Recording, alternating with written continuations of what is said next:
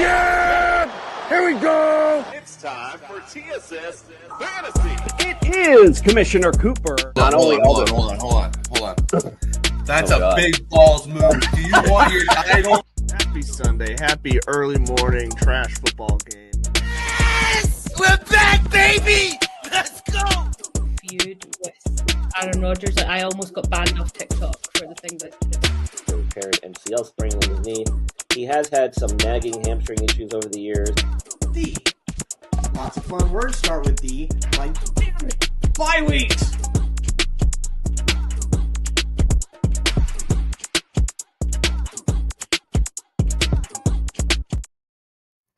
That's right, ladies and gentlemen. It is Commissioner Cooper, and it's time for TSS Fantasy. You're on mute. If you did a yeah.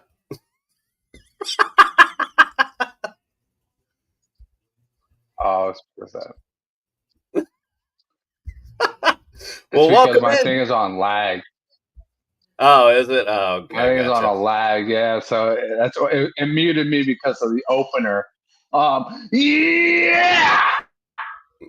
Well, welcome in, my friend. Sorry that you're lagging a little bit tonight, but that's all right. We're here to pick things up. It's Friday night. Hope you're feeling all right. It's week 11.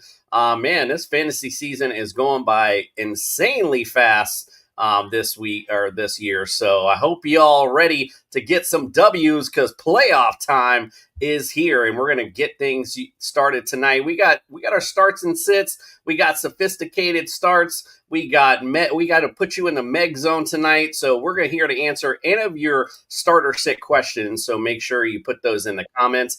If you're watching on YouTube, do us a solid. Give us a like. Throw your comments, as I alluded to earlier, and subscribe to the channel. Little things stopping you from doing it. Big things popping for us when you do, so we always appreciate that. Also, if you're looking for some championship bling for your fantasy champion, look no further than Pro-Am belts. And, of course, if you're looking for some daily fantasy, go to Fast app, use the promo code TSS. We're going to double that deposit up to $50, believe it or not.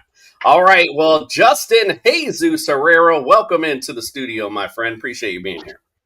Yeah, I'm happy to be here, and it's fun to get to see where Mr. and Mrs. Cooper make all the magic happen.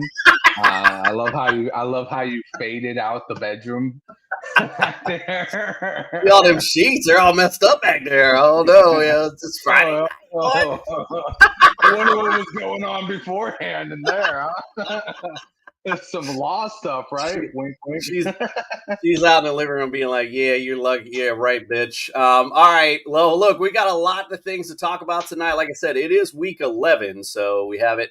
And he said, if you say rough twice in a row, it sounds like you're saying Santa Claus, LOL. Hey, I got one for you. If you say the phrase rise up lights, it sounds like you're saying razor blades in an Australian accent. So if everyone wants to try that, go right ahead. Rise up lights.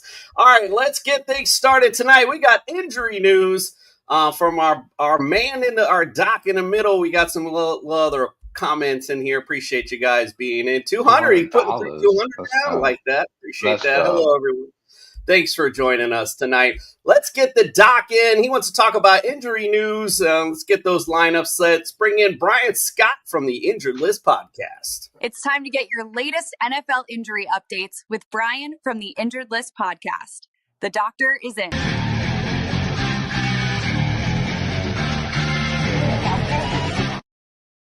The doc is in again. Week 11 is here, my friend. Welcome in. We appreciate you. Brian Scott is here. Welcome in. Oh, hey, I'm sorry. I got a little distracted. I was writing Justin's prescription. He's got a little bit of a lag condition going on, but don't worry. There's medicine for that. So just make sure, Justin, you take it with some water. Don't operate any heavy machinery or drive a motor vehicle, and you should be good. All right. So we good advice. That's good advice from the doc. We always appreciate that. Looking out for my people. Looking out for my people. We always appreciate that, my friend. All right, well, we got, like I said, it's week 11. A lot of things to talk about. Let's go with the injury. Well, it shouldn't be too bad this week, but what do you got on the injury list today? Well, no, actually, good news, because there was a lot of updates that came out today, and it sounds like a lot of the question marks have already been answered. So I don't think there's going to be much in the way of updates come Sunday morning, which is a nice change of pace. And some shocking news coming out of certain areas of the country and teams, namely Joe Burrow activating the 21-day practice window. Unbelievable. Never expected to see him back this quickly on the field at all. The fact that they've opened up the 21-day window means that there's a chance that he is actually going to be activated and play again this season, which is shocking. I thought for sure this would be the end of his year. Coming back from a turf toe surgery at this juncture post-operatively is very, very surprising, and may, in fact, rewrite the medical manuals about how quickly you can recover from a turf toe injury and surgery. I mean, this is unheard of. A lot of the surgeons I've spoken to once this news came out were flabbergasted and shocked at that revelation as well. So it's not just coming from me, it's coming from a lot of people in the healthcare and sports medicine arena as well. So shocking news coming out of Cincinnati. Joe Burrow will be ramping up his activity if he does get activated. I don't think it's going to happen, though, until the very end of that window. And I think they're going to have to really see what he can do before making that commitment and getting him back out there on the field. Because if there is a re-injury, that could be devastation. That could be career threatening. So hopefully they play it smart and don't get overzealous here. But wow, big news coming out of Cincinnati. And speaking of big news, how about Brock Purdy? All of a sudden goes from barely doing anything, limited practices, to now he will be the starter on Sunday with his lingering turf toe variant, whatever you want to call it, thing that's been plaguing him all year. I was shocked by that as well. I'd been saying very adamantly that they should have shut him down. He possibly may have needed surgery. And yet here we are. Him and Ricky Pearsall are both going to be playing. They both missed several weeks. They'll both be active for this weekend's game in Arizona, which is where they're both from. So I think that maybe had a lot to do with their motivation to get back out there and maybe save themselves for this weekend. So here we are, lo and behold, they'll both be playing. Jackson Dart will not be playing because Brian Dable tried to kill him to save his own ass, and it didn't work. He's got fired anyway, thank goodness. But as a result, now Jackson Dart is in concussion protocol. Probably shouldn't have been in that 4 weeks ago. But alas, here we are. Jameis Winston will get the start. Jaden Daniels is probably going to be another week or two, at least, I think, before we see him back with that elbow dislocation. He can come back with the brace. He probably will. That might speed up his timeline a little bit. CJ Stroud still out with the concussion. Running backs, I think J.K. Dobbins is going to be done for the year. Apparently, he injured his foot on a hip drop tackle. He's seeking a second opinion, which is very concerning. Given his history of injuries, that is also very concerning. I am not looking for good news here. I expect only bad news. I don't think we're going to see him again. Speaking of seeing a running back again, we finally saw Bucky Irving actually doing something at practice this week. Whether that means he's coming back this weekend, I don't think so. I'm not sure if he's been ruled out yet. Yeah, he's already been ruled out. Yeah. We may see him next week. Who knows? He didn't even do much this week, so whether he was at practice or not didn't really matter. Ramondre Stevenson is going to miss another game with his toe injury. He's already been ruled out. Isaiah Pacheco will sit out this weekend. He will probably wait till after their bye week before we see him back, so this will be the second straight game he'll miss. Chris Rodriguez, his shoulder injury sounds like it's nothing serious. He did get a full practice in on Thursday. We should see him, as we should also see Bam Knight. He was listed on the injury report earlier in the week, but it sounds like he's good to go. And then Trey Benson still has not been activated off of IR.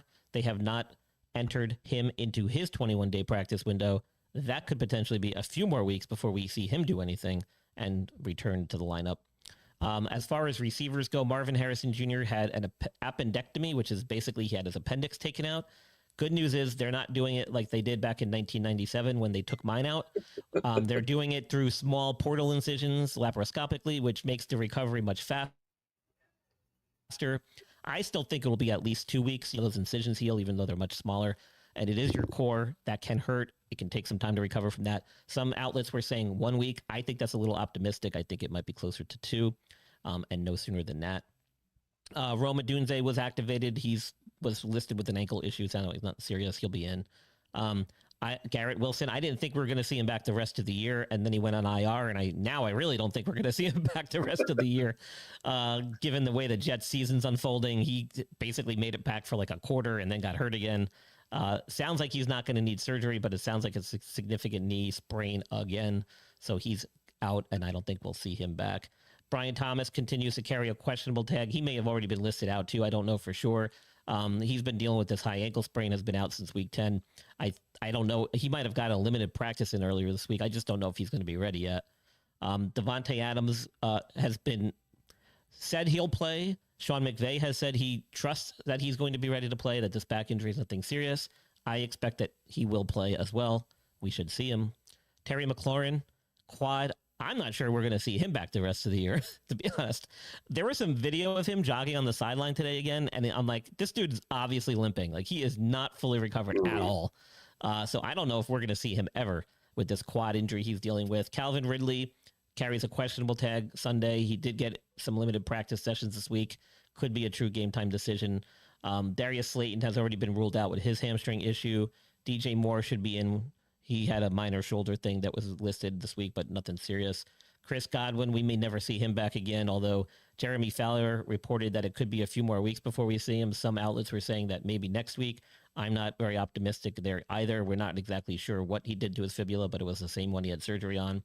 Who knows? I thought it was a stress fracture, in which case I don't think we see him back yet.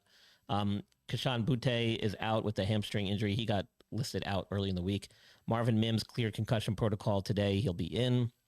Dalton Kincaid with the hamstring injury, he's officially out. Sam Laporta with a back injury, he's officially out. And Aronde Gadsden with a quad bruise, sounds like he is expected to play, and we should see him. MRI showed no major damage to the knee, with just a quad contusion. So those are the players I have this week, and that's pretty definitive list. I mean, most of those questionable tags have already been determined. It sounds like most of them are playing. The only one I would say is probably up in the air still is going to be Calvin Ridley, and that, again, I don't know what the report said today. I think he's still limited. But other than that, it seems like things are pretty much set for this weekend. And no one really cares about Calvin Ridley anyway. So all good. We're going to get to, we've got a couple comment questions in here. We will get to those in a second. I was going to ask you, but I'll just tell you, go follow Brian everywhere on social media. It's the Injured List podcast. You can find him everywhere on social media, give you lots of great updates as far as injuries are concerned, as well as, of course, on that right here on That Sports Podcast Network, does some great interviews with some athletes and ex-players as well. So make sure you follow and subscribe there. And other than that, you'll see him on this Sunday morning. Make sure you wake up with us at 8 a.m.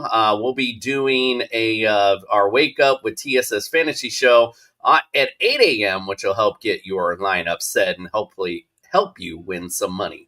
All right, Brian, well, we appreciate you, my friend. We'll send you out. And like I said, we'll get to those comments in a second. But we'll send you out with our friends from NeuroGuard Plus. If ever I can find the damn button. Dr. Michael Hutchison has harnessed the latest in neuromuscular dentistry and impact technology to develop a mouthguard that does more than protect. It enhances.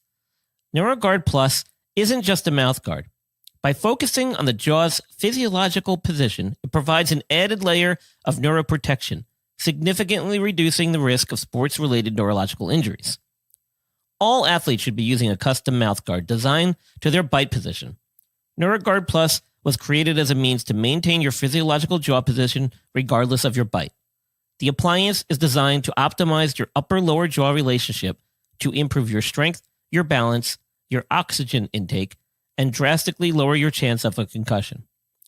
Independent studies have shown that the NeuroGuard Plus will provide you with improvement to both upper and lower body strength. The same improvements were not present with a common mouthguard. Over 6,500 athletes have used the NeuroGuard Plus. Dr. Hutchison is happy to say that the amount of diagnosed concussions is 0.2%. The NeuroGuard Plus offers athletes, coaches, and parents an advantage to keep their players safe on the field. If you or your child actively participates in athletics, they need to be protected from the dangers of repetitive head trauma. Get your NeuroGuard Plus mouthguard today. Click on the link and use code ILP Sports for 10% discount on your purchase. Get those NeuroGuard Plus out there today, my friends. All right, let's get some comments before we start with our breakdown for tonight. First, we got a question from Daniel Paps. Although he's not first, but it was an actually legit fantasy question, so I figured I'd bring that up. Since we're a fantasy football show, fellas need help. Got Bo Nix, but should he stream Mariota, Brissett, or Darnold?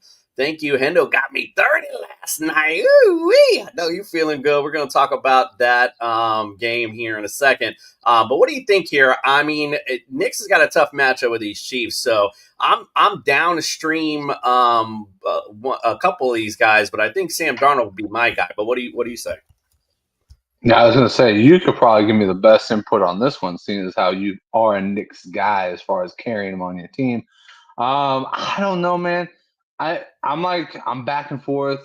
You know, that Darnold game is kind of tempting, but at the same time, it could be one of those just struggle games for both sides. I'm kind of like a little bit, and I'm not even being a hater here. I'm just a little bit on the Mariota side. I don't know. He, like, every once in a while, he pops up with one of those big games. And, you know, Dolphins defense has been good, but at the same time, we've also seen them play not so good at times. Brissett, I don't really like it against the 49ers just because 49ers are getting a little bit healthy on the defensive pass rush, and he's not the runner he used to be. If he was a good running quarterback, or at least a thinner running quarterback, I would probably say yeah, but seeing as how he's probably on the latter end of it, I'd probably say no. So, you know, I say Darnold's the safe option. Mariota's that little, if you've got 30 points already and you want to just go for that major upside, I'd say Mariota's that major upside type of guy. But I think Darnold's definitely safe. I don't think you're hating. I will say, though, I'm almost exact opposite of how you're thinking. I feel like Mariota, because he's consistently been 18, 19. I mean, they got whooped last week, and I think he ended up with 18 still. So I think he's the more floor play, where I think Sam Darnold could get, because of, you're going to see a lot of action on the Rams offensive side as well. So you could also see a world where Sam Darnold could be that big ceiling play for you. And I'm with you on Brissett. I mean, look, it's Jacoby Brissett, bro. I mean, I said it 100 times. There's a reason he's a journeyman quarterback, bro. Like, at the end of the day, he's playing well. And Niners D is a little bit banged up, but, you know, it is what it is. He said he missed the Ridley Jones white triple threat for Atlanta. Yeah, I feel you. Yeah. Back in the dizzle. And he does have JSN in his lineup. All right, Dan. There you go. Stack it up, buddy. That's a nice little start for you. Belly Z, you're the best. Gave us $2. That's what I'm talking about. Appreciate that. Started, not really sure what that meant. And this was the best one. You look like my toe. I guess you're shaving your hair on your toes, bro, because that's probably the only way I'm looking like your toe. By the way, Daniel Berry Sports, appreciate you chiming in, and put the fries in the bag, please. All right, these are the great ones that I love.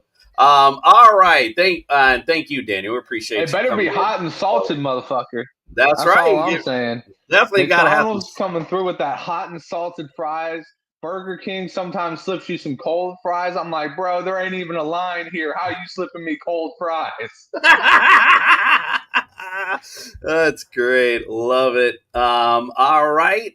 Aries Zed, bro, how are you? How are you, brother? Appreciate you coming in, unless you're talking to whoever I is. All right, let's get things started with a little news. Breaking news. The boys from TSS Fantasy still don't know what the hell they are talking about.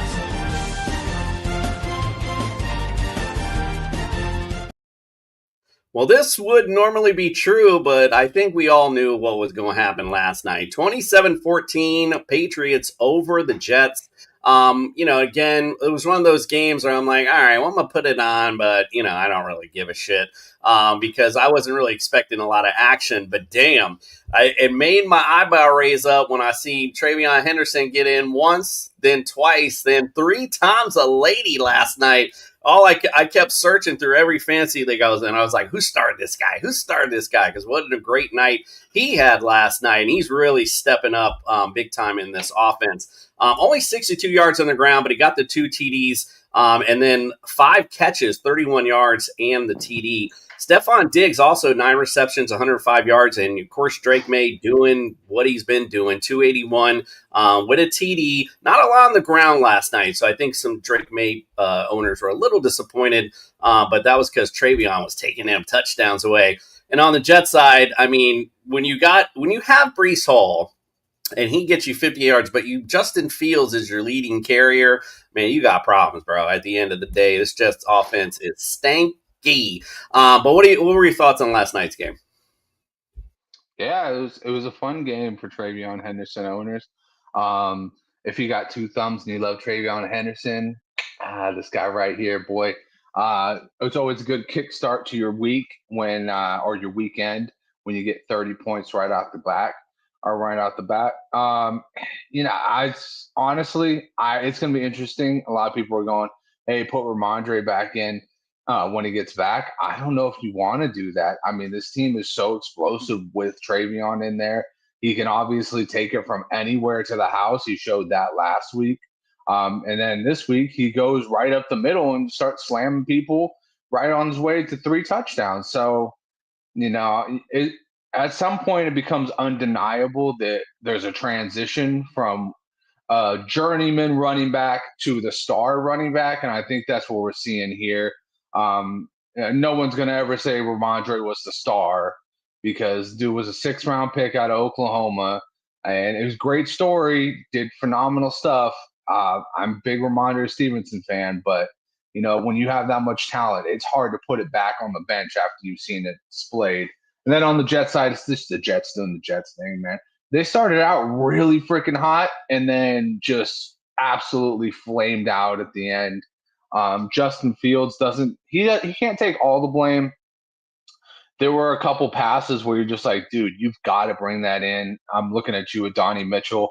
But, shit, man, like what I feel like it just becomes a feeling when you're in like that ugly gangrene. There just becomes this lull, a part of you, you just go, ugh. You start to feel like puke because your puke is just touching you everywhere. And, I'm sure Sauce Gardner is happy to be out of there. And we're going to see how happy Quinion Williams is on Monday. So, yeah, that's my analysis of that game. You're on mute. My bad. Last night I noticed it just seemed like Mitchell was just feeling just a little out of place or almost nervous, if you will. Just wasn't quite ready to be in the limelight, I guess, for the Jets. Because that one pass, like Justin Fields threw a dime to him right on the outside shoulder, and then he just went right through his damn hands. I was like, oh, my God. And there was a couple of them like that for them last night. So, not like you said, not for nothing. Justin Fields shouldn't get all the blame for the Jets' offensive woes. Unfortunately, they're the Jets, bro. It is what it is.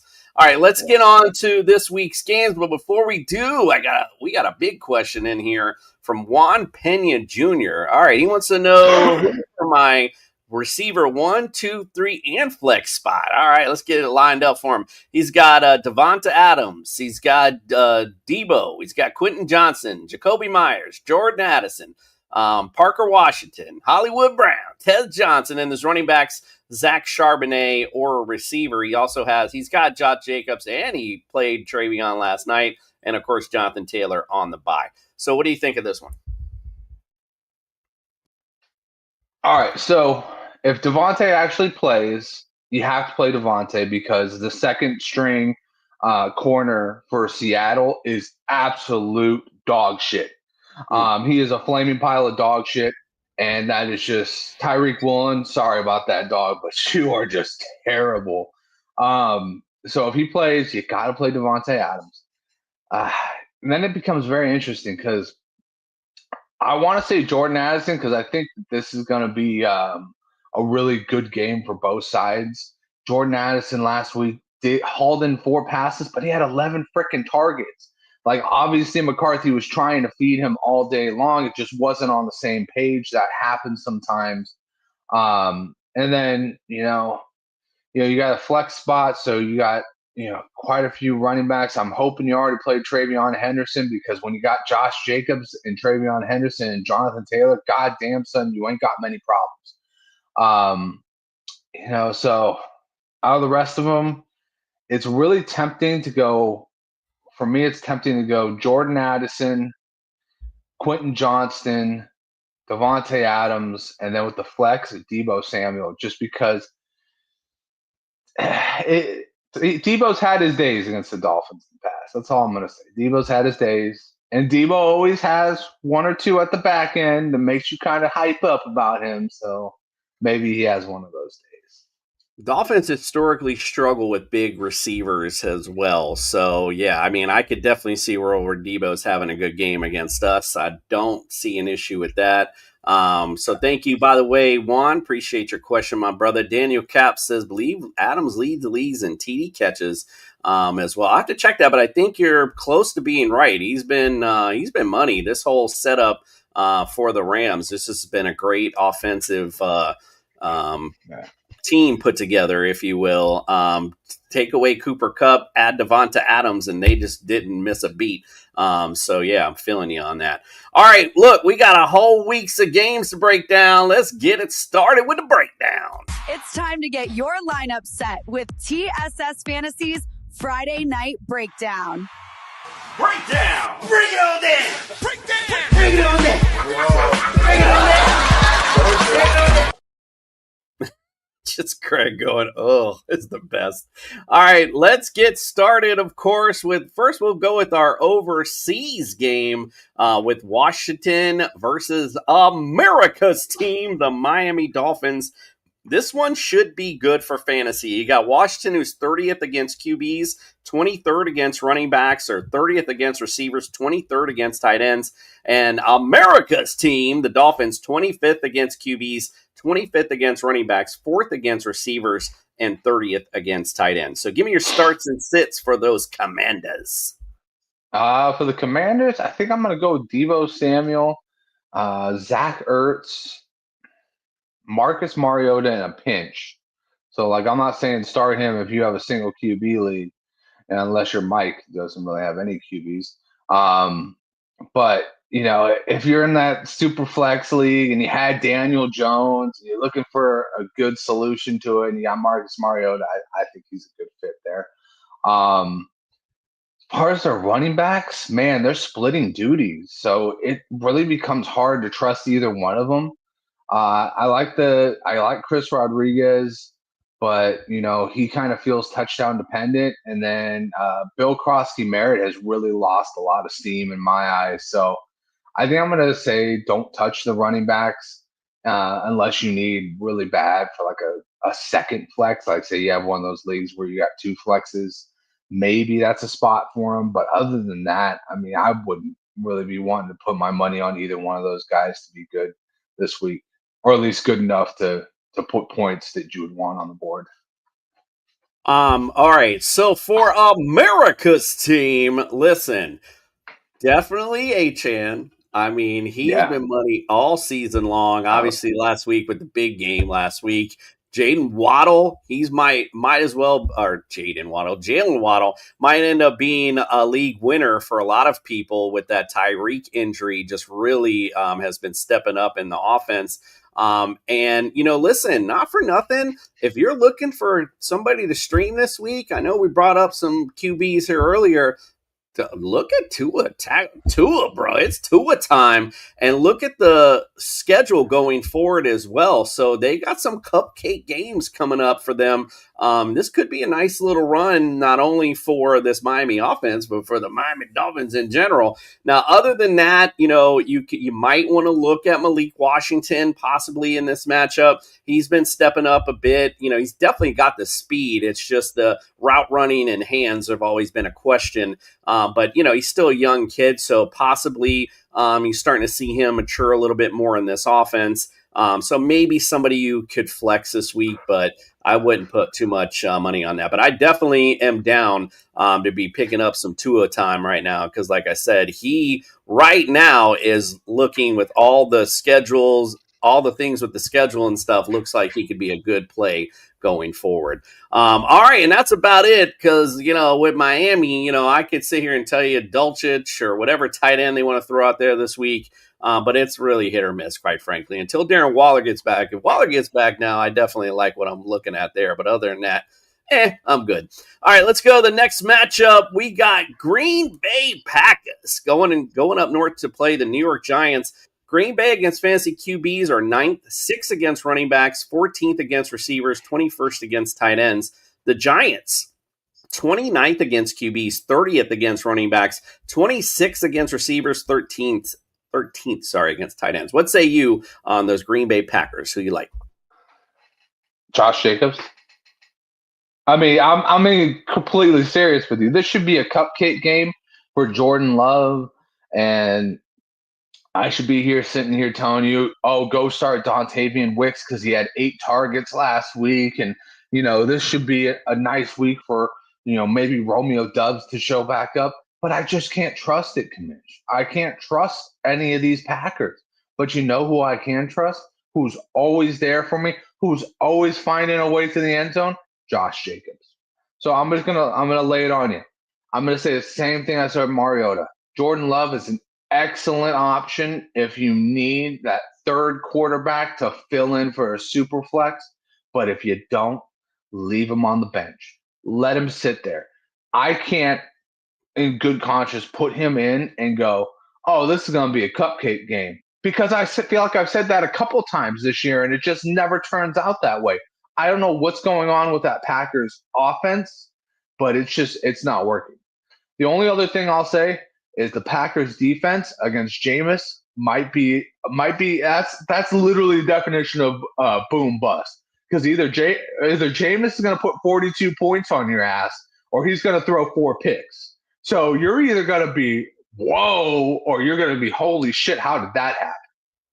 And Packers have already made me go, holy shit, how did that happen? The Dallas game scored negative 10 points on defense. That was fun. I like it. So listen, for this Giants team, it was so much promise and excitement. And then, of course, injuries happen. And now we're sitting here like, is there anyone I like, actually? But yeah, I could tell you Wan'Dale Robinson definitely is a flex worthy, if not a wide receiver 2 option this week. I know Packers defense is about that life, but you got Jameis Winston, as you said. Listen, he does not care if he throws 50 picks. Because he's going to just keep flinging that rock. They don't have that running game that you'd expect to see. Now, from what I understood, the new head coach really likes Tyrone Tracy a lot, where Dayball likes Singletary. So for those Singletary owners that were a little excited about what he was doing, you might want to take a step back this week. If you got him in that flex option, maybe look for something else. One, because this Packers defense, run D especially, is all that. But like I said, you're going to expect to see a little more Tyrone Tracy in this particular matchup, I think. So really, Wan'Dale Robinson, you could take us, depending on what you need this week for tight end. But there's so many good tight end options. I'm not seeing them why you'd get Mr. Johnson in your lineup. Other than, like I said, you're just really searching for something. But I really like Wan'Dale Robinson out of all the receiving options, if you will. He's a wide receiver 2 to a flex option for me in this particular game. And like you said, I think you hit it on the head. Jameis Winston's that guy. He could put up 40, he could put up 2. So it's kind of hit or miss. But I think, this week, like I said, with no running option against a good running team, you're going to expect him to at least throw the football to try to stay in this game. So that's what I like it from the Giants side. All right, let's get it moving on to the biggest matchup of the day, the Houston Texans versus the Tennessee Titans. Houston against fantasy QBs are number 1. They're 9th against running backs, 5th against receivers, and they're 4th against tight ends. On the Titans side, 20th against QBs, 28th against running backs, 24th against receivers, and 10th against tight ends. So let's say you on the Texan side, who do you like and don't like on that side? Oh, hold on one second. We got a quick question from Unknown Cayman. He wants to know Vidal or DK in the flex this week. What do you think? Oh, you're muted, brother. Sorry. Oh no, you're good. That's my bad. That is my bad. Work with me here. I really like DK in the matchup against Cincinnati because Cincinnati is, I think their best cornerback is probably a cuttable player on any other team.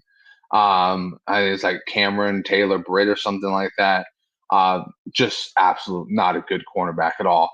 Man, the problem is I'm telling you to go after a guy who has constantly let me down in one of my main leagues in DK Metcalf.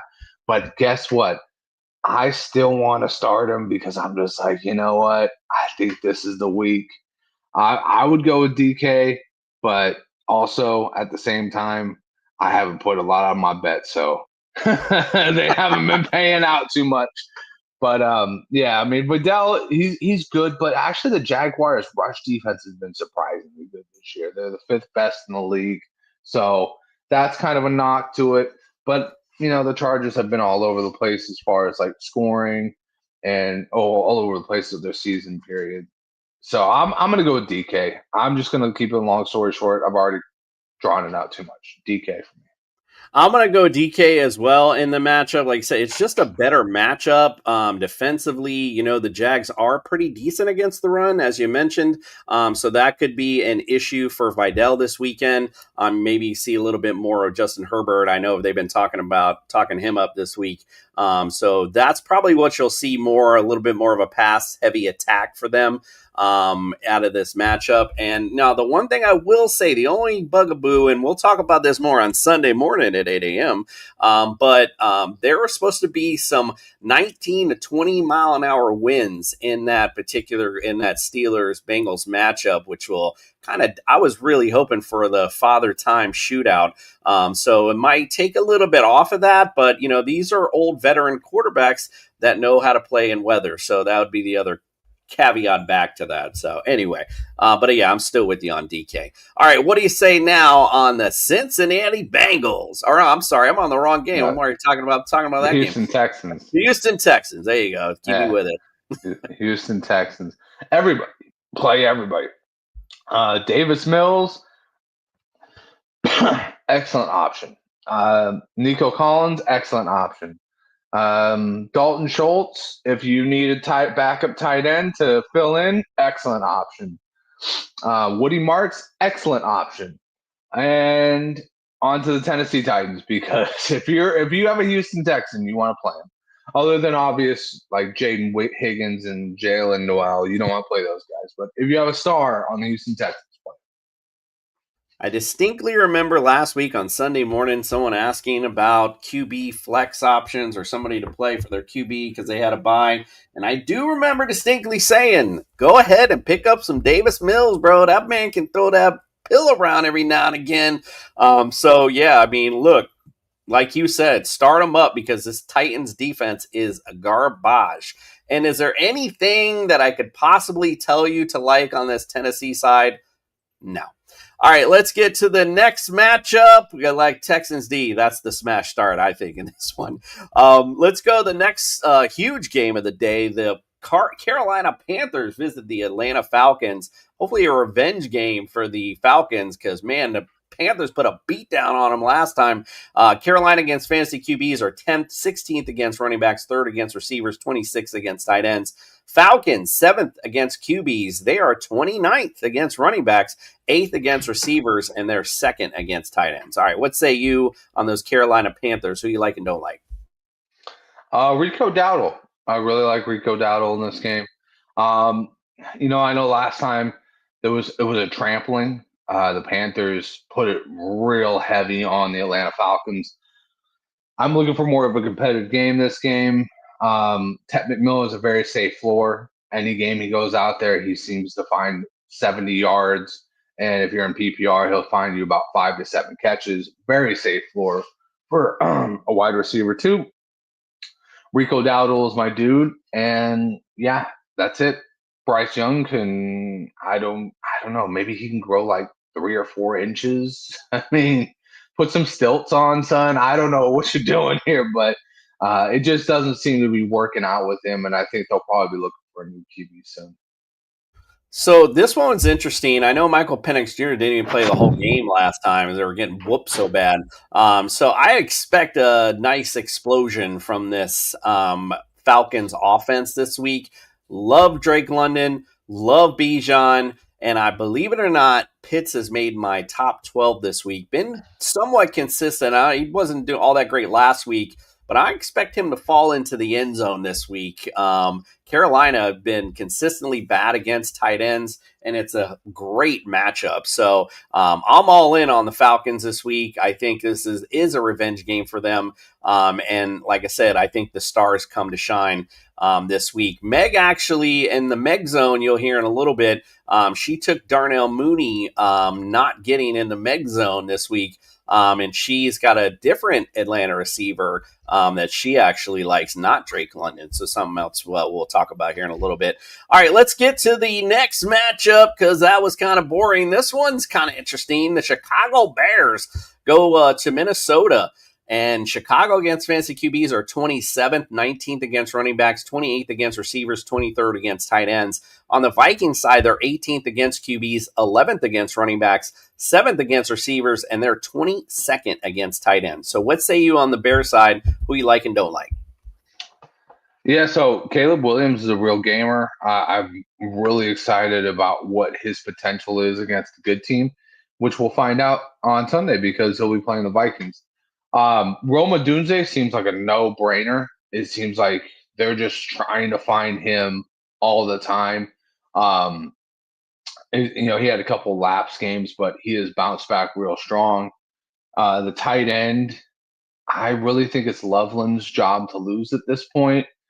He came on pretty strong last week, 55 yards on 5 catches. And then, as far as the running back goes, that's the one thing I'm kind of hesitant to touch because Monangai is still getting the touchdowns, but Swift's still getting the majority of the touches. So it's kind of one of those 50-50 splits where you don't want to really have it in your lineup unless you need it, especially going into these trying times where you're trying to set your playoff position. So I think I'm going to pass on the running back situation. And, I'm not even going to touch the defense either because I think this is going to be a hell of a game. Yeah, I'm real interested in this game, see how it plays out. J.J. McCarthy has been okay. He hasn't been, lights out, but he's been okay.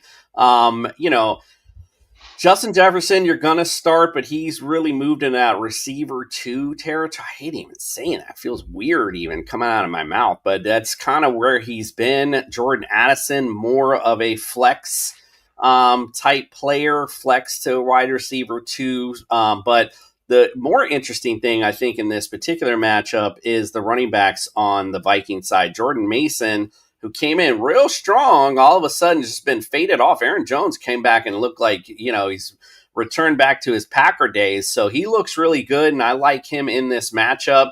And like I said, Jefferson and Addison, both more receiver 2s, but obviously good enough to be in your lineup. And TJ Hawkinson, I just don't know what's going on. The guy just never got healthy. I don't really understand what went on with what's going on with TJ this year. So, and with all the other options that look so good, I wouldn't even really be looking at TJ Hawkinson in this particular matchup. So that's the way I sees it.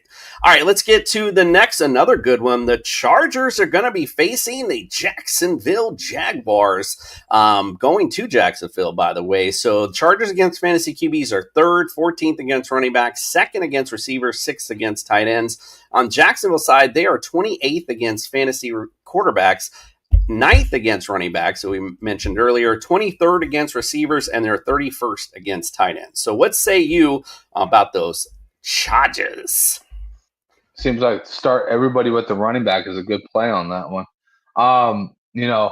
With the Chargers, it's picking who's going to be the receiver to go off on you. I have a feeling with Gadsden's injury, it'll probably be a slower day for him, which might mean we see Quentin Johnson touchdown, Lad McConkey get Lad numbers. So I'm going to stick with Justin Herbert having a great game, Lad McConkey being the major recipient of it, and Quentin Johnston be a really good flex Hail Mary. I'd sit Gadsden if you got somebody else better. If you don't, obviously put him in because he's got that upside, that ungodly upside. He's a great receiver.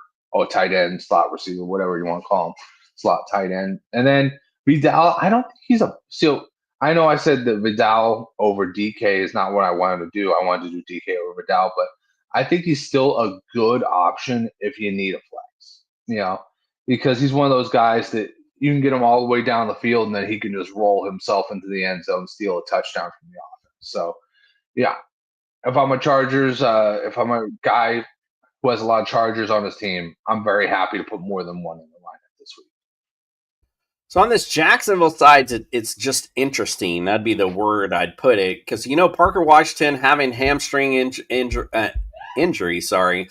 coming back from that, I mean, he's been the hot guy, the hot-ish, if you will, especially he does stuff in the special teams department as well. But I'm a little nervous to starting him. The guy I'm really interested to see maybe acclimating himself into this offense is Jacoby Myers this week, being that Parker Washington's a little banged up. So you might see, and I think we'll see a game script where the Jags are going to have to throw the football quite a bit. Chargers run D is pretty good. Travis Etienne, flex start this week.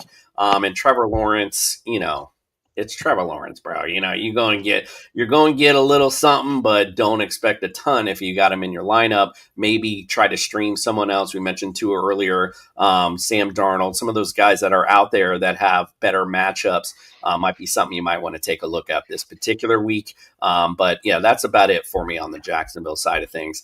And, like I said, defensive wise, Chargers D, I think is a good play. Definitely not looking at the Jags for defense this week. All right. And another good, now this is an actual good game. Bucks go up to Buffalo. Bucks against fantasy QBs are 17th, 24th against running backs, 20th against receivers, 11th against tight ends. Buffalo, 4th against QBs, 26th against running backs, 13th against receivers, and they are number 1 against the tight end. And by the way, this game is calling for a little bit of snow in this particular matchup. So what do you think about those Tampa Bay Buccaneers, Justin? Well, you know what? If there's anybody who can handle snow, who's never been, maybe he was in Cleveland. I don't remember it being in snow, but it's Baker. It's Baker and Josh Allen. That's a fun game for the snow right there. Two guys that just don't give a fuck about it. Just play back street or a back alley or football. Just, backyard football is what I was trying to get at. But yeah, I really like it. I enjoy this matchup. For me, it's going to be Baker, Sean Tucker, Tez Johnson, Cade Otton, and of course Emeka Buka. I think you can play all those guys safely in this game. Tez had 2 touchdowns last week. Cade Otton had 9 catches for 82 yards. Both can put up big numbers for you in the right situation and in the right leagues. You're on mute. So I have a question in regards to that because I actually have a flex conundrum in our league of record or home league, whatever the hell you want to call it, because I do have Sean Tucker, but I'm debating him in the flex or Wan'Dale Robinson. We're non-PPR, so what do you think of that? Who do you think I should go with there? Oh, jeez. That's such a great question for the fans. Um, if it was me, I would just go with Sean Tucker, especially if there is going to be snow. I think that you'd want to. I think there's going to be a lot of scoring to this game.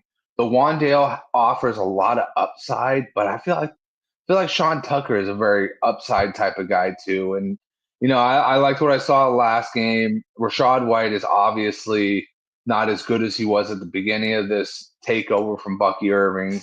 So I think I would go with Sean Tucker. And I know you need this one, so I'm actually giving you some good advice. I'm trying to give you good advice here. Don't chop my head off when it's bad. Yeah, no, it's funny because I had Sean Tucker in all week, and then when I heard Slayton was going to be out, I was like, "Ooh, Wandale, this is going to be a good." So, but again, as you mentioned, Buffalo's defense is just not good against running backs. Achan's ate them up twice now. Like, it wasn't just last week. Even in the first game they lost, he ate them up a little bit too. So they just can't seem to stop the run. Sean Tucker is a very downhill runner, which, like you said, in the snow, if it does end up being that way, he could be a big start for the team. And again, Packers D is really good. So, if I come into that area where Jameson's struggling, I'm going to be screwed on the Wandale side of things. So, all right, yeah, I think I might. We'll see. It's still a little bit of time left, so we'll keep an eye on the weather. But yeah, it's an interesting one.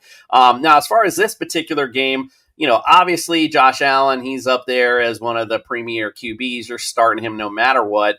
By the way, I don't know if you saw the banter between him and Baker this week, but it's just nothing's cooler. I think of them two talking trash back and forth in the media, just having fun. It was just more fun. Like, I think Baker said something like he needed a ladder to talk to him because he was so tall, and said something about he had little hands. So if somebody being cold, so then Josh said something to the effect that Baker's the kind of guy that uses two gloves when he golfs. So they're just going back and forth. I love it. I like James Cook. Obviously, he's been doing big things for the Bills all season. Dolphins got into it a little bit to him last week. But I don't see much. Now, the reason I'm saying that is because Khalil Shakir is sounding like he's not going to suit up. And I don't know who the hell to tell you. And no Dalton Kincaid as the other two big offensive weapons for Josh Allen. So now you're like, is it Keon Coleman, I guess? I mean, is he going to do something? I don't know. If he's going to do something, the time is now. So, it wouldn't be a bad flyer to take on a flex side of things. But other than Dawson Knox. Yeah, I know. Knox. It's like Dawson Knox. Remember, the only other game that Dalton Kincaid missed this year, what did the first drive Dawson Knox started off with a touchdown? It's weird, man. He loves to give it to the guys that you're not going to start. So you kind of got to get in that mindset of like, okay, Matt Collins. Oh no, wait, he's on the fucking Patriots. Right. He shows up still now too. He's still that guy that you're like, oh, it's Matt Collins, but here he is, another touchdown, and he's up talking shit always. So, but yeah, it's tough. Like you said, Dawson Knox is that guy. Like, it was a couple years back. We had that clip on the show when we were talking about Hunter Henry being the old reliable. Like, you can't get the fine girl at the club, so you call the old chick that she's always down. She don't look that great. That's Dawson Knox too, bro. I mean, he ain't all that. But he, like I said, he's old reliable, like, period. Like, especially with Dalton Kincaid out, I definitely can see him getting in the end zone in this particular game. So, this will be a fun game. But, like I said, I think as far as the receiving options for the Bills, you're somewhat limited, but I like James Cook to get some catches out of the backfield this week, especially too. So I think he's a good start either way. All right, so we were talking about this earlier, the old man shootout, the Bengals at the Steelers. Bengals against fantasy QBs are 31st. They are dead last against running backs, 16th against receivers. They're also dead last against tight ends. And we know last time they played, Steelers lit them up for three different tight ends. Pittsburgh against fantasy QBs are 26th, 8th against running backs, dead last against receivers, and they're 28th against tight ends. So what say you on those Cincinnati Bengals? Just keep it real simple, man. Go with Joe Flacco. Go with Jamar Chase. Go with T. Higgins. And, if you're in PPR, go with Chase Brown because that dude had I think 9 catches the last time he was out. Huge game from him. I think the Steelers defense will slow up the run game, but oh my God, it's gonna be fun if the wind doesn't destroy this football game because you really look at it, both sides can put up big freaking numbers. This could be like what the Steelers and Jets did earlier on in the season. We all know how much that benefited our fantasy line. I said it the other day. Look, the fact is, the Bengals might not be that good, but man, they are so much fun to watch. It seems like every game since Joe Flacco's taken over, they've taken it to each team to the limit, down to the wire, because they're putting up 40 points. The other team needs to put up 40 points. So I'm with you. I sincerely hope the weather doesn't impact this game as much because you got to love Aaron Rodgers in this matchup. He's already shown you he can light up this Bengals D, so you can expect him to do it again. I'm not a big Jalen Warren guy, but man, if this is a week to start him, this is that week. Dead last against fantasy running backs are the Bengals. So, and I like DK. He's definitely a wide receiver too, the flex option. And get the Muth or whatever the hell they say.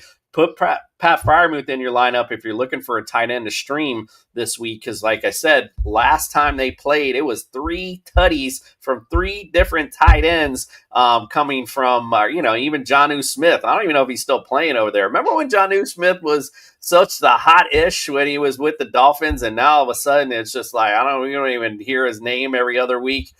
So the fact is, I like everything on the Steelers side because this Bengals defense has been so porous all season long. So I'm good either way on anybody in the Steelers lineup. Like I said, I do like DK a lot to get in the end zone this week. So, all right, before we get to our 4:00 games, our girl Meg, who comes on us on our Wake Up with TSS show on Sunday morning, she's also a bouncer, and she keeps your fantasy players that might not do so well out of her club. So let's check out the Meg Zone for week 11. Yeah!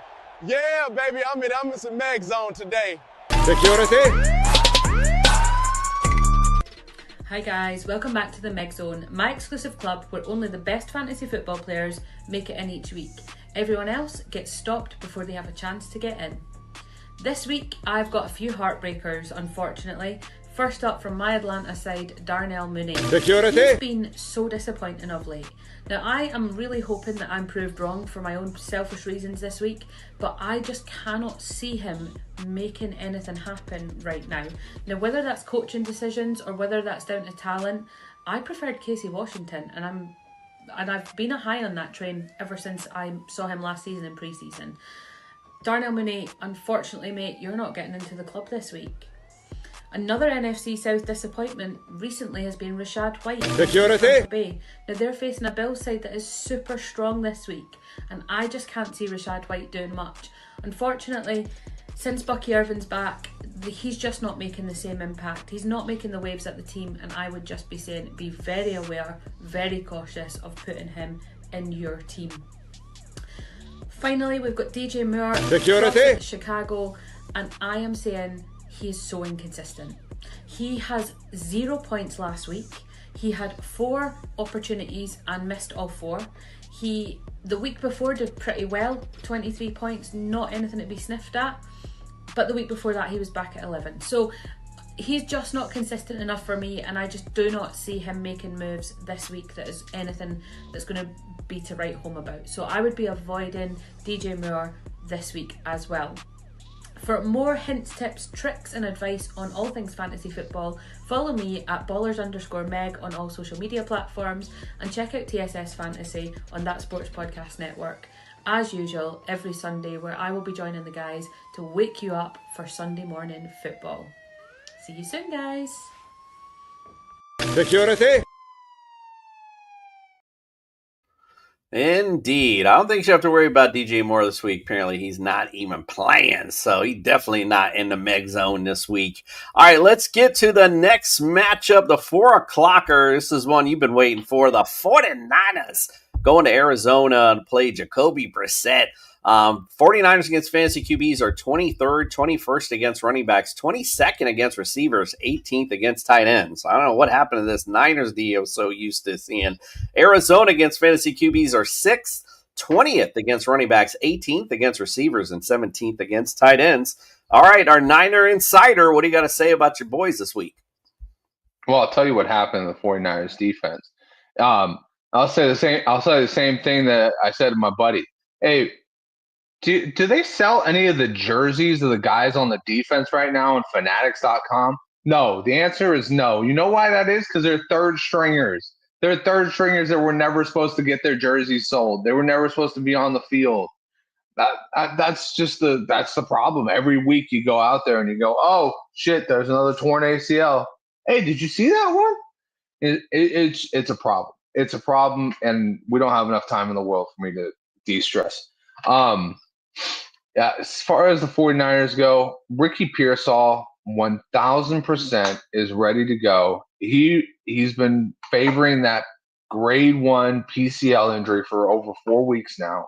Actually, I think longer. I think it's like 5 weeks. So he's going to be ready to go. And this is a shout out to Greg. Greg, the juice is loose, mayor. Put him in your lineup, and you will not regret it. You will regret if you put Chris Rodriguez in there. And I know that's going to bite me in the ass soon.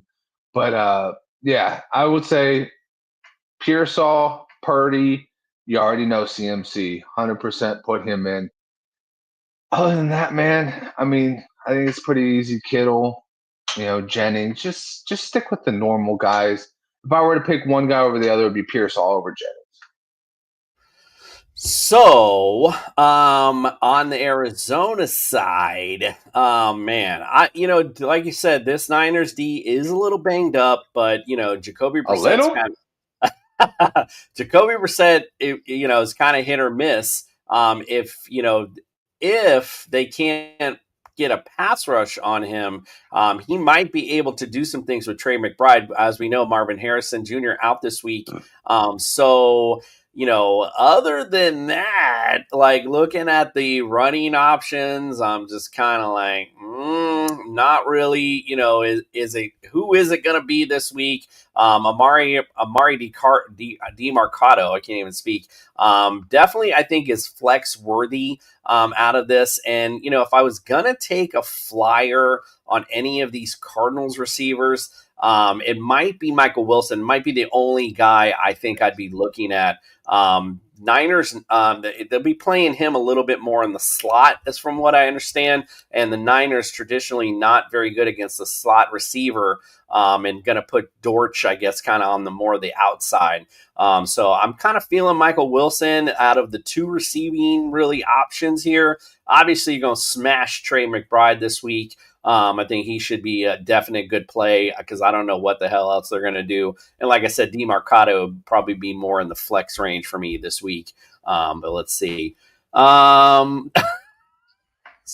This is a question for you. Do you think we gave old philosophers too much credit, i.e. Newton, and object in motion stays in motion?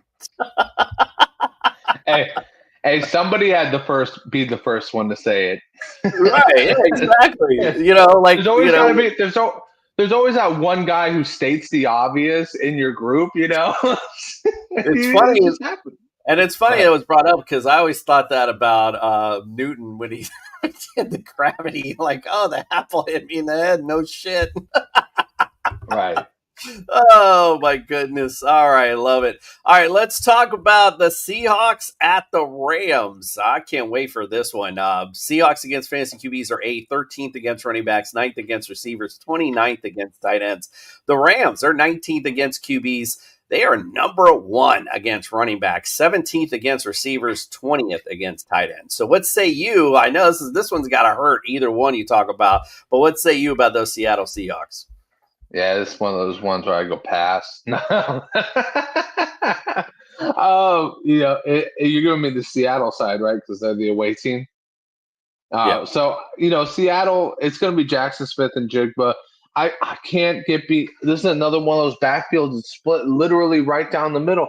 And if you want the winning side of it, it's Charbonnet because he's been getting the touchdowns. Touchdowns score a lot more than yards do. So, if you have to pick one at the end of the day, if you're miserable and you have these two guys on your team and you have to pick one of them, go with Charbonnet. Sam Darnold, we were talking about it earlier, very good option at the quarterback position. And then, long shot, Rashid Shaheed. He kind of showed out a little bit last week, showed what they kind of plan to want to do with him. Could be very interesting, especially against this Rams team. They might need to pull out all the stops to win this game, which might include hitting him deep for one. So I would not be afraid to put him in as a flex in this game. Yeah, and then other than that, I mean, Torrey Horton's kind of been put back on the shelf. Cooper Kupp, he's left the building, in my opinion. I mean, this guy should just retire. He doesn't seem to have a lot left. And then their tight end, A.J. Barner, is kind of faded into a irrelevancy as well. So I think I'll just stick with the base guys. Yeah. So on the Rams side, I obviously am not going to sit here and ever tell you not to start Matthew Stafford. What a season he's having. Although throwing 4 TDs every week, I don't know. He's going to keep that pace up. And especially this Seattle secondary is pretty decent. So, I, like you said earlier, I like Devonta Adams in this matchup, but I like everyone really. I like Stafford, I like Puka. I even like Kyron Williams. So in this game, so I think you're going to see a lot of points in this game on both sides of the football. So that's why, as you mentioned before, about Sam Darnold, about Rashid Shaheed, I think game script is going to dictate a lot coming out of this Seattle offense, and I think you're going to see a lot more in the air than on the ground in this particular game. And just one little mention on Kenneth Walker. I mean, I don't have any shares of him, but I was watching, them play because I do have their defense. And I'm sitting there watching him, man. Every freaking game, I feel like when they're in the 10-yard range, they're still giving the ball to Kenneth Walker. But once they get past the 3-yard line, then automatically here comes Zach Charbonnet. So from what I was listening to another podcast, and one of an ex-NFL player was on there saying that what he sees is that the Seattle's coaches don't trust Kenneth Walker down there at the goal line. So, I mean, listen, at the end of the day, touchdowns is big points in fantasy, and that's what you want to latch onto. So to Justin's point, definitely a Zach Charbonnet kind of start for me. All right, let's go to a game where I don't know how much fantasy relevance we're going to see with it, but it's going to be a decent game. Chiefs at the Broncos. Chiefs against fantasy QBs are 12th, 7th against running backs, 6th against receivers, or 7th against tight ends. The Broncos, number 2 against QBs, 5th against running backs, number 1 against receivers, and they're 8th against tight ends. But what say you about those Kansas City Chiefs? Kansas City Chiefs. It's so I like the matchup for the Broncos defense in this one. I'm not really trusting too much of Patrick Mahomes, which is crazy to say, but Pat Mahomes has struggled against these Broncos before, and it hasn't looked as good as it should. Now he's got all of his weapons, of course. He's got Rashee Rice, who I will 100% be starting. Travis Kelce is not 100% a start anymore for me. I don't know who the running back's going to be. Is it going to be Rashard Smith off of a bye? Is it going to be Hunt? Is Elijah Mitchell going to make some surprise appearance in this lineup? It's a whole lot of what ifs, and I feel like I haven't felt like that way about the Chiefs before. So I think I'm going to safely say just start Rashee Rice and call it a day. Everybody else you can start. I'm just kind of in that position where if I have better options, I'll take them. Yeah, and we were talking about this earlier because someone brought up Bo Nix on the Broncos side. I actually have Bo Nix as well, so I have that same dilemma, if you will, this week. But it wasn't much of a dilemma because I got Caleb, so I've been kind of subbing him in for that. But especially in this matchup, makes me real nervous putting Bo Nix out there, and thusly Cortland Sutton, who hasn't really been Cortland Sutton. It's been really Troy Franklin. Both of them. I mean, I'm not even really wanting them. I maybe Troy Franklin I could see flexing, but other than that, I mean, there's really nothing I'm really latching onto other than RJ Harvey. I do like him in this matchup only because the absence of J.K. Dobbins means just a lot of volume for RJ. So that would be probably out of all the Broncos, be somebody I would target as I think he'd be a running back 2 and definite flex play for you this week. But other than that, it's going to be tough goings for both these teams. But it's going to be a good one to watch. So we'll check that out.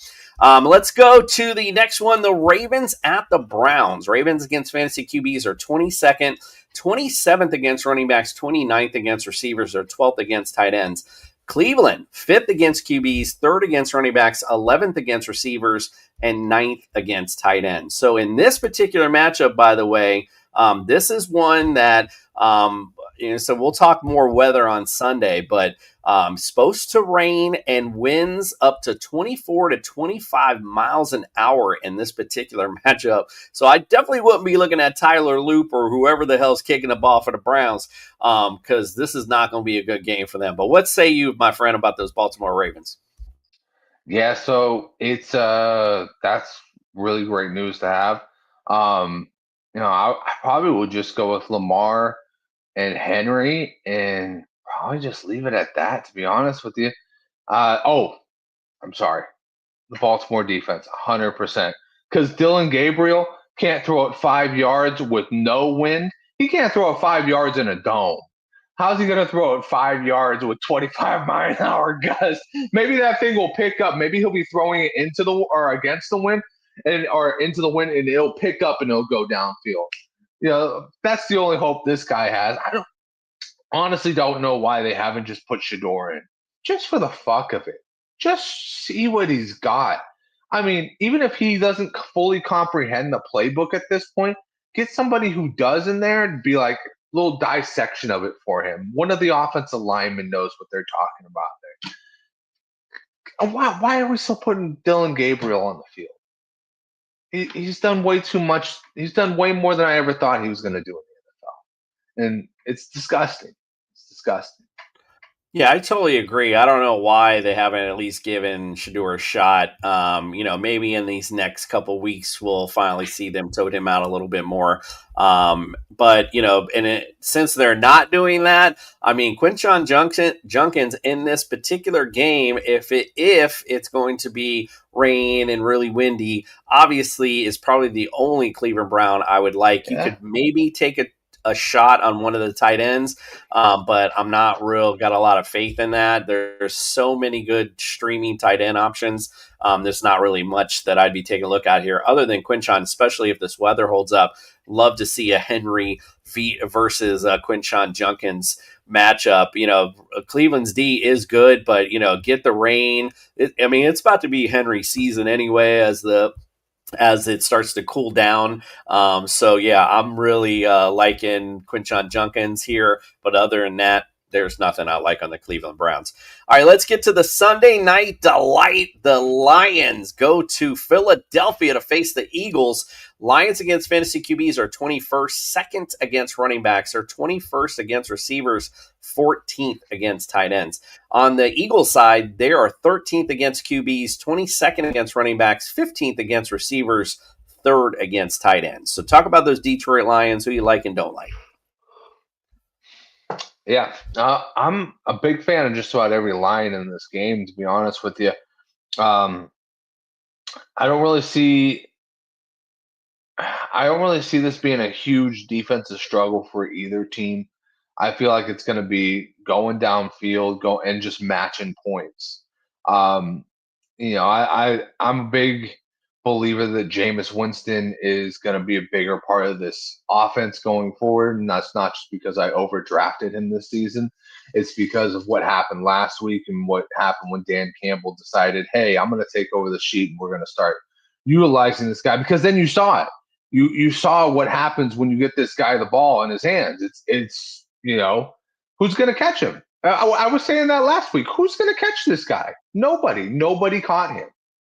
And, on the other side, the Eagles defense has looked very suspect outside of Quinshawn Mitchell. Like, very, very suspect. And we already know where he's going because he travels with his number ones. So there ain't no way he's not going to be attached to the hip of Amon-Ra St. Brown. So, once again, I pose the question, who's going to catch him? So just lob that thing up there and let Jameson go work. Jahmyr Gibbs, Eagles defense has not been nearly as good against the rush as I thought they were going to be. The two young inside tackles have really been kind of soft. I mean, Jalen Carter surprisingly has not been as good as advertised. The only thing he's done so far this season that's been remarkable has been his infamous spitting moment.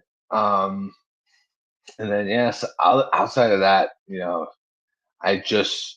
like I said, the only thing I'll bench is the Lions defense because I think the Eagles will be just as effective on the other side.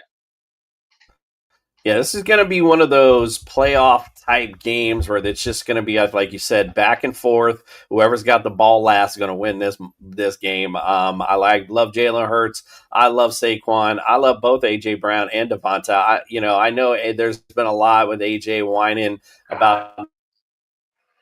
He's like the most annoying, fucking wide receiver we've had in a long time, dude. Dude is winning. And it's like, not getting involved, but he's going to have to. Yeah, he really is, bro, honestly. Like I said, your team is dominating, record-wise anyway. So shut the hell up, will you?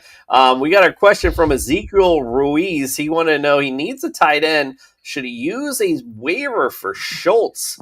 But I believe, let me look at that while I'll pose that question to you. And let me look, because I believe Dalton Schultz is a little banged up actually this week. So let me check that out. What do you think, though? You think you should use a waiver on Schultz?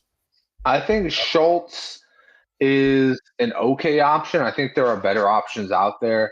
If Theo Johnson is still available in your league, that's a phenomenal option. Brenton Strange is coming back. He was a big part of Trevor Lawrence's game plan. Let's see who else is really good.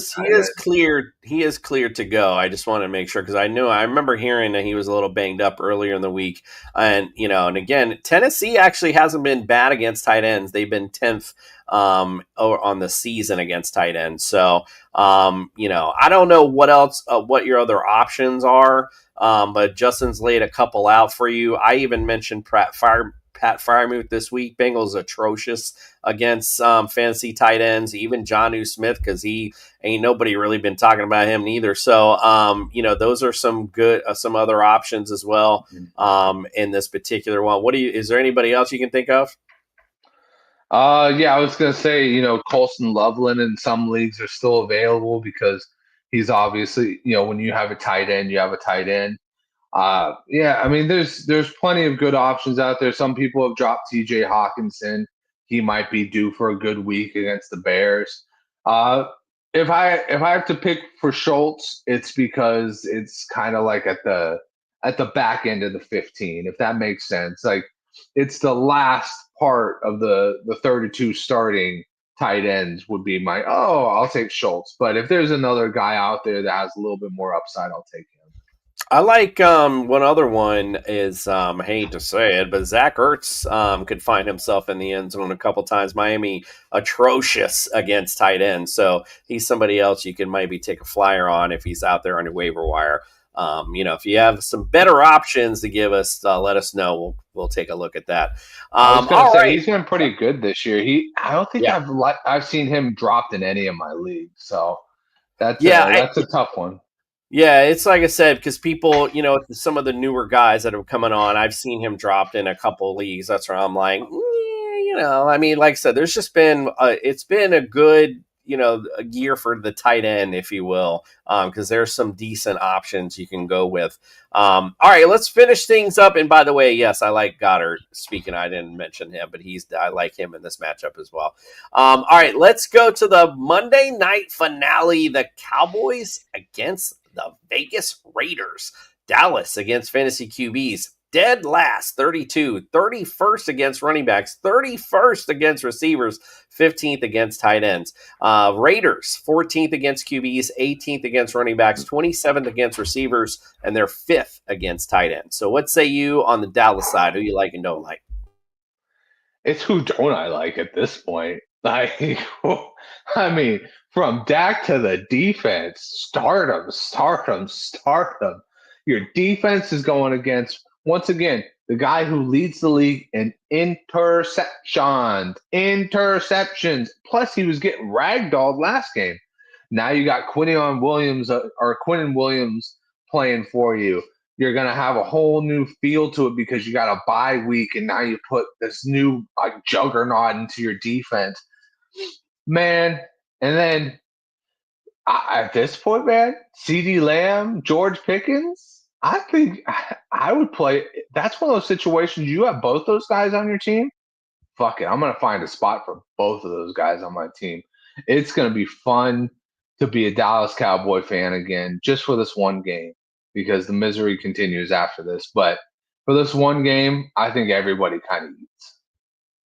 You know, it's funny because I was big on Pickens and Dak, and I was really big on this offense prior to going, and it's kind of played out not as much as I thought it would, but it's kind of played out that way because this defense has been that bad.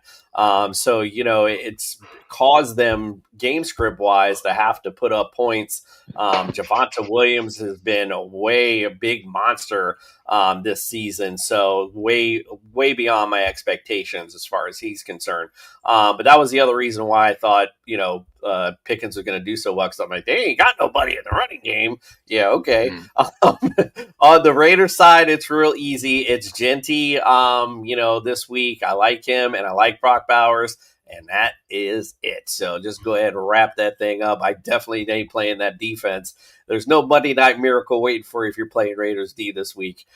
So yeah, I'm all in on. I'm all in on Genty. I think he's at least a running back too this week. And you know, Brock Bowers is Brock Bowers, bro. So you know, you do what you will. Truly Fresh TV, welcome in. Freddie wants to know Javonte and Adams for Jetta's my team, and Genty Javonte. Okay, I don't know. Do you know what we're saying here? Javonte and Addison for Jetta's. Yeah, he's saying Justin Jefferson. He says he's Javonte Williams and Jordan Addison for Justin Jefferson. And then his team's got Genty, Javonte, Henderson, Vidal, CD. Yeah, I'd do it. I think Justin Jefferson's about to turn a corner. You know, he's obviously the top target in Minnesota. They face some stiff defense, and that kind of changes this week. And I don't think that they're going to be facing as many great defenses as they've been facing. Let me take a quick look at them because I just happen to have him. Yeah, go ahead.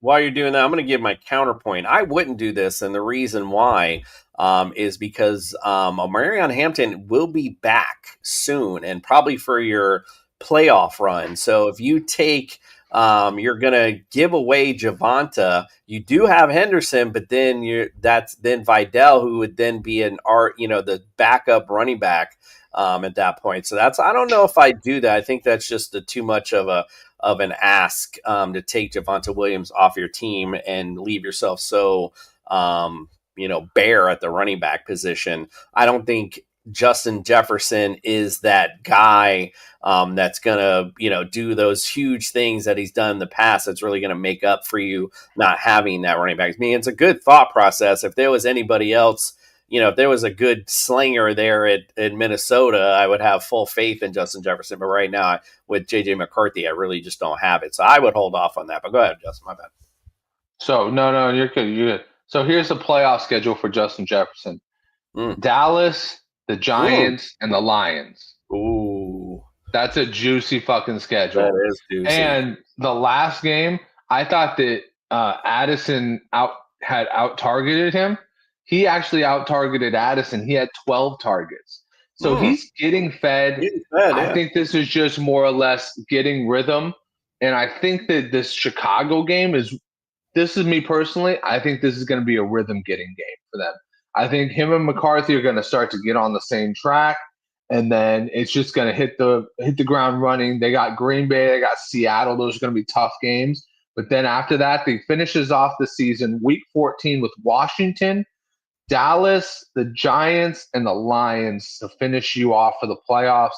That is a phenomenal stretch. I totally agree. I think you have an incredibly valid point here, and I was very narrow-sighted in not seeing that Vidal was definitely going to be gone very soon with Hampton coming back. But there's something to be said to have Jay Jettas and fucking CD Lamb on that team. If Henderson does stick it out. So here's what I'd say. I would counter this offer. And you never know what this other owner is looking. You don't know what his knowledge is or if he's watching TSS Fantasy. So maybe take out Javonta, put in Vidal and Addison for JJ and see what happens. I mean, maybe they bite, and if they do, you're going to have Javonta, you're going to have Henderson, you're going to have JJ and CD. It's a wrap. You don't even need anything else, bro. You're going to be slapping people up. So that's what I would do, is just maybe counter it, see if they'll bite on Vidal, and then, buddy, you are in the fantasy bowl for show. Appreciate your question, though, my friend. All right, well, if you stuck around, we got a treat for you. Our boy Andrew LeDuc, not with us tonight, but he's our sophisticated man of the hour, and what he likes to do on Friday nights is bring you sophisticated starts of the week. So let's check it out. It's time to bring some sophistication to your fantasy lineups with Mr. Mallard.